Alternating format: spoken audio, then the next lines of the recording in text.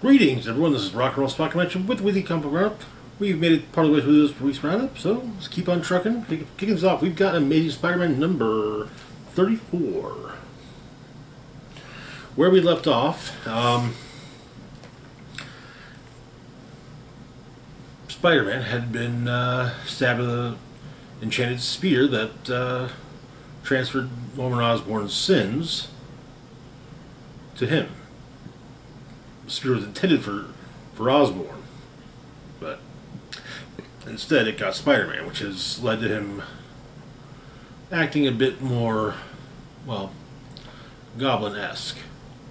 He defeated Kraven and buried him alive with his father's rifle.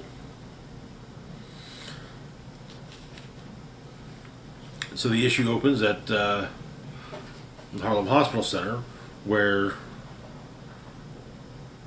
Lonnie Lincoln, also known as the crime boss Tombstone, is currently recovering from injuries sustained at his daughter's almost wedding. Said daughter, Janice, is talking with her fiance, who's finally come to see her. But there's a loud beep. Apparently it should be also noted that Randy spoke to Mayor Cage.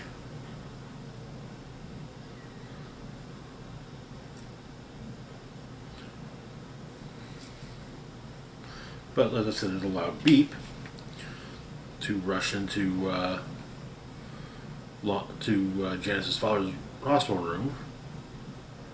His ventilator is turned off, and someone pulled the plug on it. Randy notices the open window and looks outside and sees a silhouette swinging by as lightning crashes, hearing a rather loud and obnoxious laugh. Elsewhere, Norman Osborn pays a visit to Mary Jane Watson and Paul, her boyfriend, insisting they get someplace safe. Simply saying that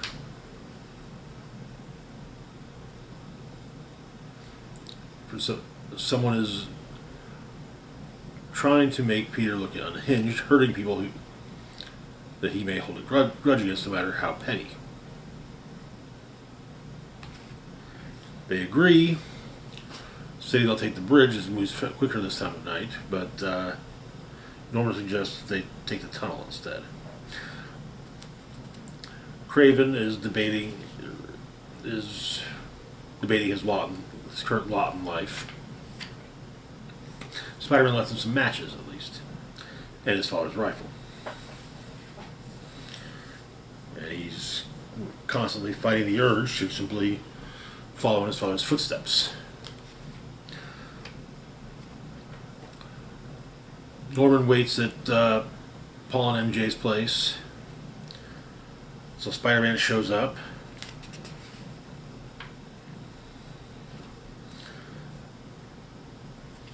Spider-Man beats the hell out of Norman, saying that he keeps Norman around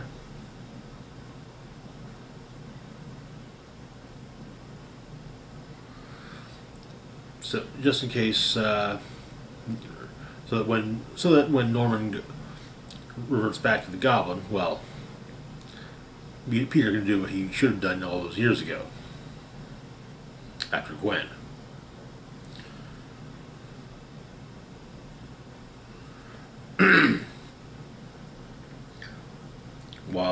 While Peter beats Norman, he asks what mercy Norman showed Gwen.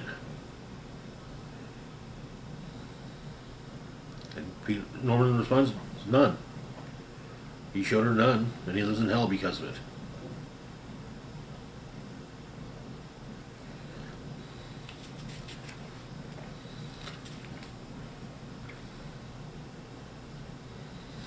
But apparently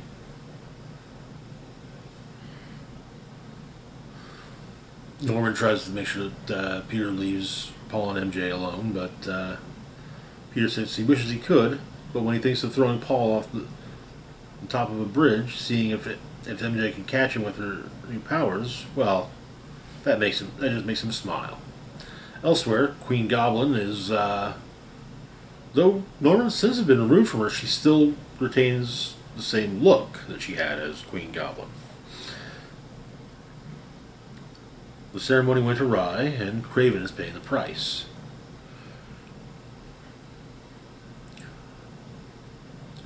She feels guilty, or she is desperate to believe she's changed. Absent Osborn's curse, will she let her lover die for her obsession? She grabs her mace and stating there's only one way to find out. Eventually, Kraven has managed to kick open the ends of one of the ends of the casket, filling it with dirt, which is piling up inside, and to the point where he can't eat. Well, yes, he's found the gun. There's too much dirt to even bother pulling the trigger. Spider-Man attacks Paul and MJ in the Holland Tunnel.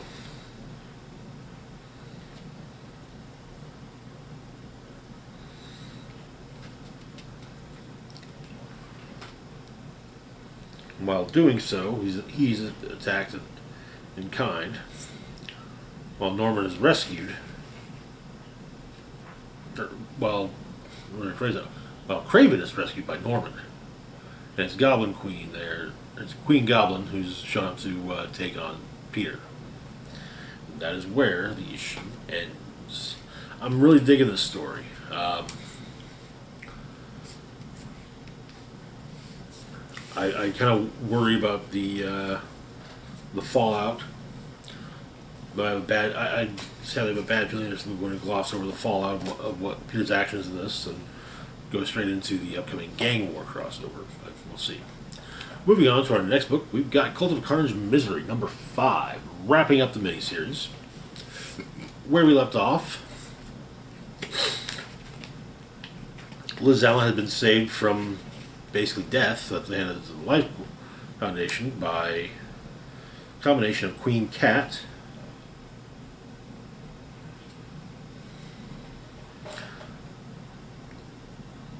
and the Misery symbiote. Misery and Queen Cat have some words. Apparently,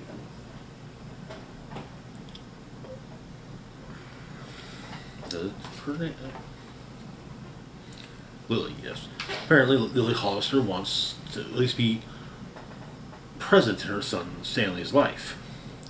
Stanley being the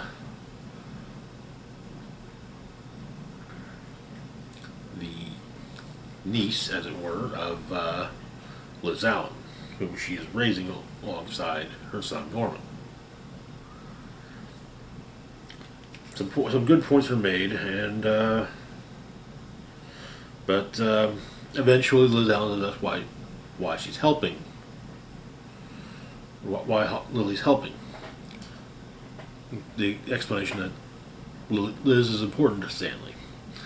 Just because Lily wants to be back in her son's life doesn't mean that Liz has to be erased from it. However, they're promptly attacked by madness. The combination of Corwin Jones and clones of the Life Foundation symbiotes, which have, of course, since taken over, largely taken control. Meanwhile, Spider-Man is spearheaded dealing with symbiotex. It's not going well. Of the strike team, they're the only ones left. Madness runs Lily through, removing her from the fight. And pulls the Misery symbiote off of Liz, and it was rubbing into itself. But it's made of anti-venom.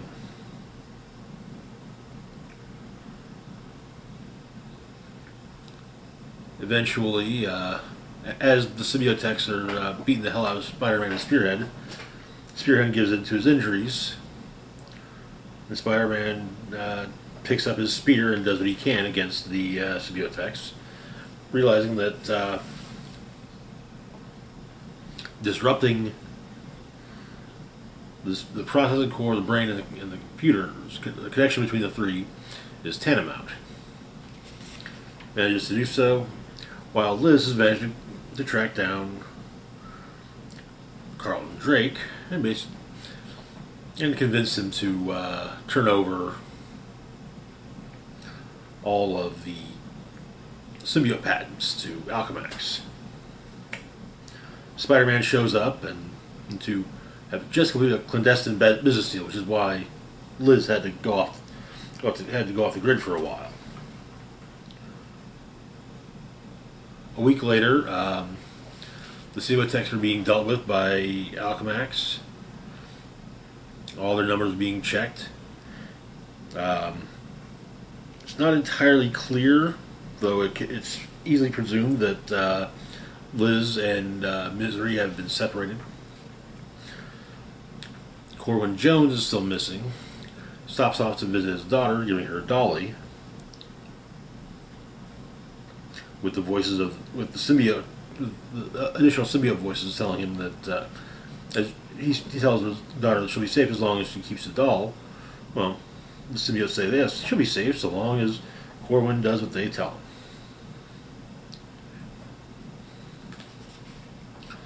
him. Shortly there, a few days thereafter, Peter and Liz meet at Harry's grave, and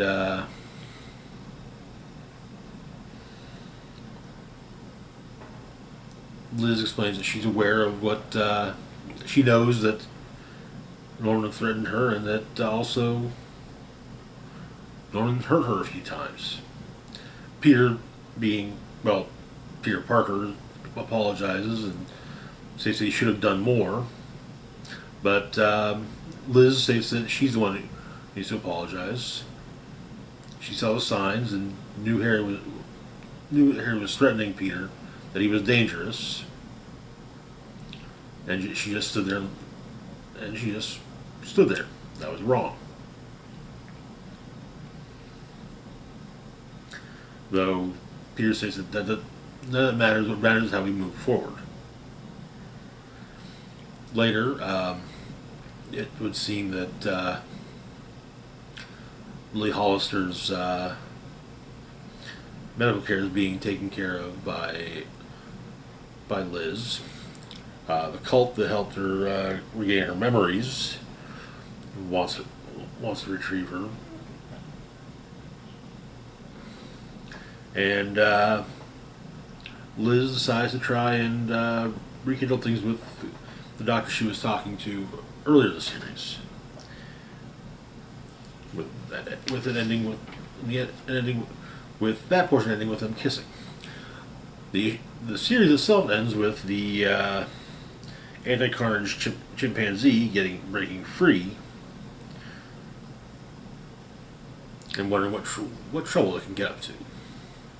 So I enjoyed this book. Part of it is that, yes, I'm a bit of a sucker for symbiote stuff. I like seeing Marvel build out the symbiote portion of Spider-Man's corner of the Marvel Universe, though it tends to bum me out when some of those symbiotes get either forgotten about or good things happen, and no.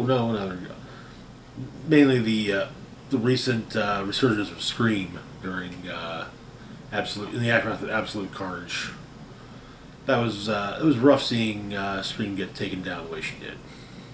Moving on, though, to our next book, we've got Death of the Venom-Verse number 4. Where we left off, Carnage had managed to insulate himself from practically every weakness he could think of. But an anti-venom symbiote attacked him, and Carnage seemed to absorb it until the anti-venom properties of it basically unhitched all of the other symbiotes from him. And so he's dealing with it. It seems it's not going well. And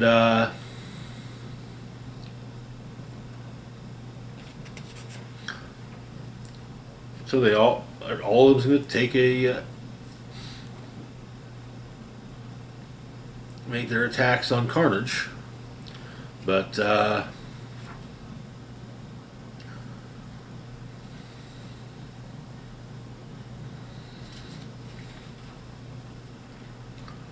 however, things regulate within Carnage. Though the Dreamstone bonds with one of the other Venoms, turning him into a more classic Venom, taking on the symbiote and holding his own, actually. But Carnage managed to regain his, to basically make himself get back to the power level he was at. But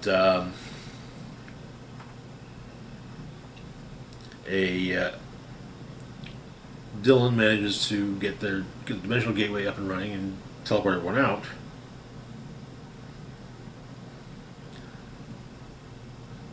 Carnage laughs, and there's only one step left. Travels to another reality. Going after first going after the Silver Surfer, though the Surfer is not his actual target. His target is Null.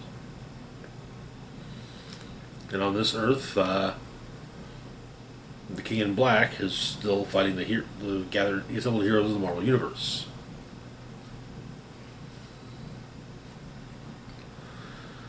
And it seems that, well, Null's got a new problem.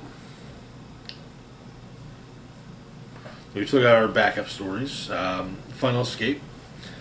On another Earth, Carnage and Venom are doing their usual song and dance at ESU, with Venom trying to protect a professor working on a time or dimensional travel device. Decides he's going to activate it while fighting against Venom, while Venom and Carnage fight. Venom does what he can to try and protect everyone present, but Carnage turns one of Venom's tricks on Venom, using the place's sound system to disrupt the symbiote. Then we've got Kid Venom? Yes.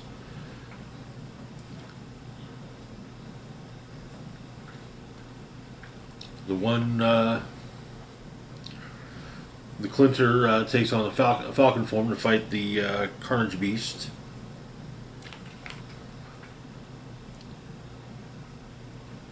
Seemingly destroying it and devouring it. But it appears that that might not be working as well as Clinter thought. That is where the issue ends. This is definitely getting interesting. And with what's been teased coming in Venom, the Venom War, well, things are going to be a bit crazy with symbiote, it would seem. Moving on to our next book, we have What If Dark Carnage. So I don't know where there was nothing to clearly state where the this issue diverges from, but Venom's gotten loose in Ravencroft, causing all manner of troubles. Escapes into the sub-basement, which then gets collapsed by anti-symbiote ordnance that's taken in, and Carnage finds a portion of the World Tree that's been growing underneath for a while around the corpse of his ancestor,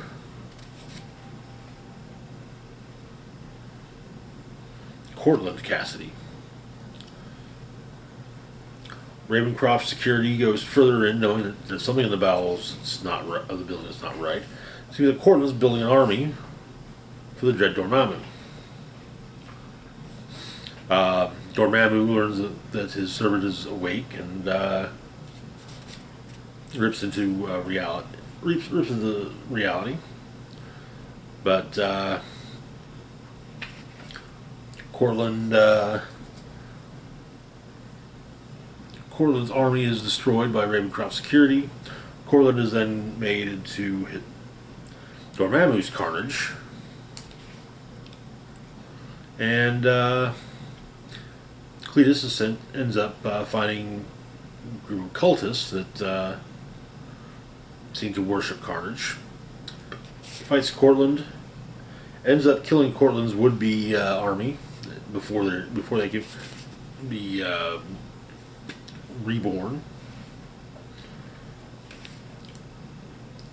Basically ruining Cortland and Dormammu's plan, and ends up lost in time.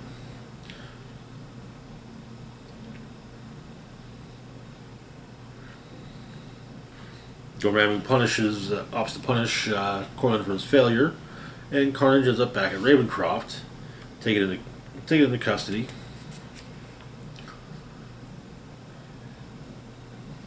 And put in the tender care facility's head of brutality research.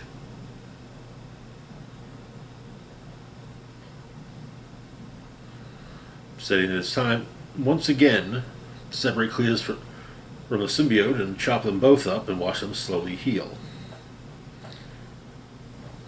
And that is where the issue ends.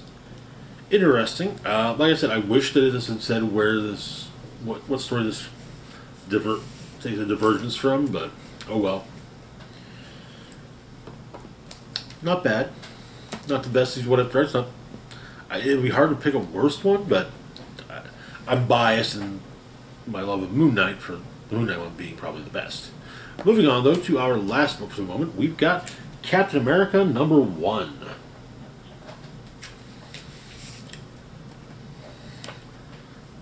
Kicking off, brand new Captain America series written by J. Michael Straczynski, known for his creating various television shows over the years, including most notably Babylon 5, and also his writing work on various cartoons, and his not to mention a rather well-received run on both Thor as well as Spider-Man. So Cap deals with a guy in a giant dog suit mech, kind of climbing up a building. When he returns to his apartment, well, it turns out that the company that owns the place is selling it. Too expensive to maintain it. Eviction notices are being sent out, and well,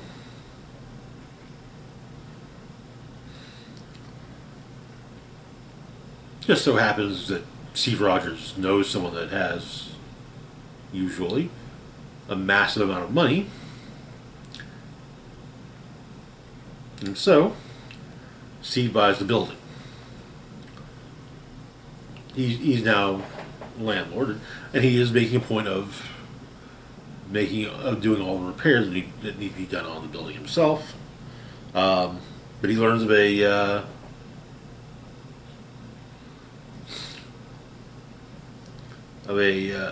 family living in a van down the street. We get some flashbacks to Steve's childhood, how his dad died early on in his life, and he used to go to his father's grave with his mom. His mom would talk to the grave as though she was having a conversation with his dad. And then when she died, well, he was alone at the age of 14. He got a few months leeway of staying in the apartment with from the landlord, out of respect for his mom. But well, does what he can to find a place. He told he has to do what he can to find a place. someplace else. Um, he gets recruited into an adventure by Sue Storm, Cap and the FF dealing with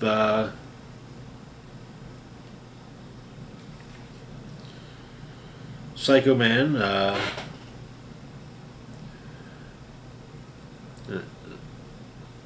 who's gathering an army in Subatomica in the Microverse.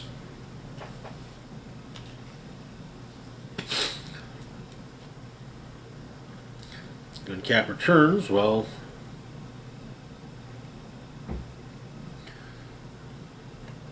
a hidden car wreck, a car that's been stolen is crashes. Cap deals with the carjacker who had a partner, pulled a gun on him, and one of the locals warns Cap. Found out that for a while, when he was a kid, when he could no longer stay in the apartment building he currently lives in, that he stayed in condemned buildings, basically kind of wherever he could, taking whatever jobs he could, washing cars, working construction, working in stores, hawking papers on the street corner for the Daily Bugle. Basically, just doing whatever he could to make a few cents.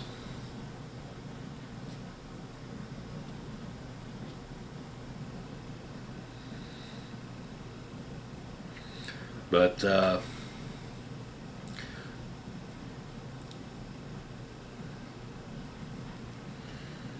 Steve's best friend Arnie tells him of a guy he knows got a room he can rent out for $10 a month, but he wants 3 months up front. So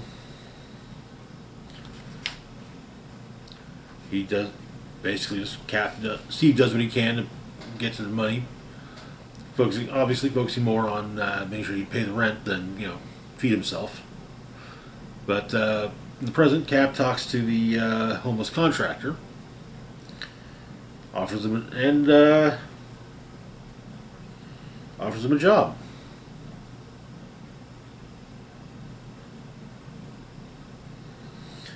So he's been working on the apartment building down the street, and it's a big job. And he was thinking that maybe Mr. Kim could give Steve a hand. Be a steady job, and he can pay union scale.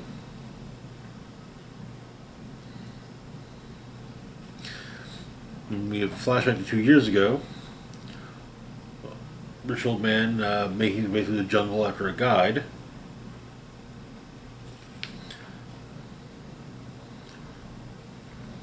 Looking for the adversary, which he finds, and the adversary takes over the rich old man, from quite younger. A month later, he recruits a former member of AIM, gives her a pitch which we don't see or hear,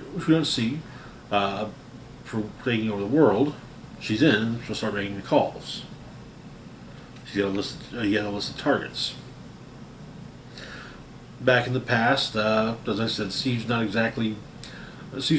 focusing a bit more on making sure he scrape by $10 a month for rent, and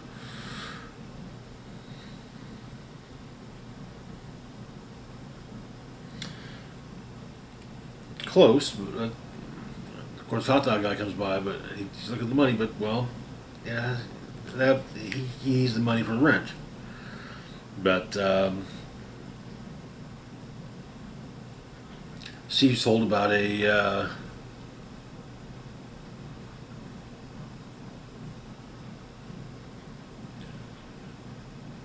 a group calling out, giving out free sandwiches, burgers, dogs, soda, all you can eat.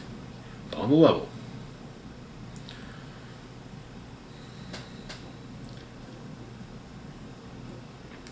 This group giving out food, well,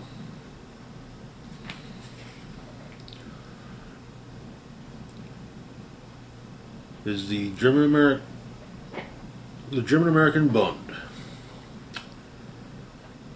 one of various pro-Nazi groups that popped up during the years before World War II, and largely with the goal of at least keeping America out of World War II. That is where the issue ends. The moment with Cap's friend Arnie points out that Steve knows a bit about what's going on in Europe at the moment, largely from reading the Bugle. So I don't think this is going to be a rehash of the history that Kobik created in the lead up to Secret Empire. Otherwise, interesting start to the issue. There's been some chatter online about Cap and the landlord. Some people saying Cap and the landlord, yeah, landlords are the worst, but others pointing out that he's kind of he's doing this to protect his community, to help the people in the building. So we'll see where it all goes. Anyways, that's going to do it for now. As always, feel free to like, share, and subscribe. Big shout out to Patreon patrons Andrew Lee. Thank you so much for your support. Links to my Facebook, Twitter, Mastodon, Patreon, and PayPal can be found in the description box down below. This is Rock and Roll Spock signing off saying, live long and rock hard.